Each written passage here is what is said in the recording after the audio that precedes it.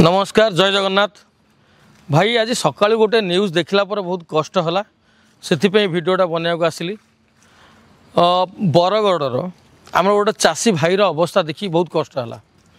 से चाषी भाई एक तो भाग चाषी काठू जमी नहीं से चाष करुच्ची ता भितर लोन करिछि चाषपाई जहाँ सब दरकार से पैसा से माने गरीब लोक तेणुक से लोन करी धार करी चाष करिछि। तो से कोबी चाष करथिला आ धान चाष भी होता जहाँ आम न्यूज़ देखिलु।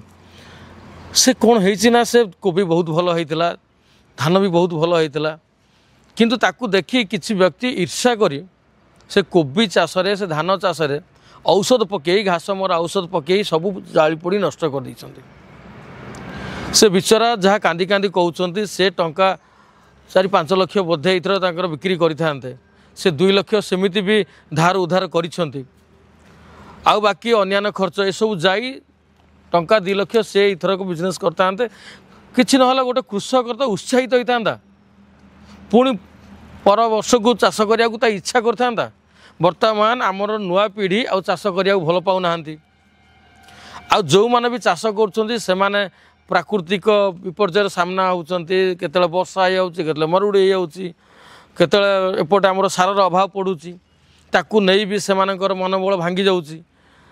तेणु तापर जदि यही भाया घटना घटव आम यदि मानविकता को नष्ट करवा किमिति हम भाई। गोटे भाई जदि आम चाष कर भल चाष कर उत्साहित करने कथा कि जदि ईर्षान्वित आम ता जिनस को नष्ट करवा से बचब किमिति। एटा मत कहीं कौट ना कौट भितर बहुत भांगीदेला। ए न्यूज़टा देखला पर बहुत कष्ट है। न्यूज़टा न्यूज़ 7 रे देखा पाइली आपण मैंने भी देखिपारे। तो मु कहया कथा भाई एक जिनस गुड़ाक सेयार हवा दरकार से लोक जी भी ये भूल कर दंड मिलिया उचित। मु बरगढ़ आमर जिलापाल सार कहबी आमर एसपी सार कहबी निहाती से लोक न्याय दि जाऊ। आ जो लोक ये भूल कर जो लोक भूल नुह ये गोटे पाप कर जो माने गोटे अत्य मनीष मारला भाया पाप से कर लोक को प्रकृत दंड मिलिया दरकार। आमती भूल करके साहस भी करें।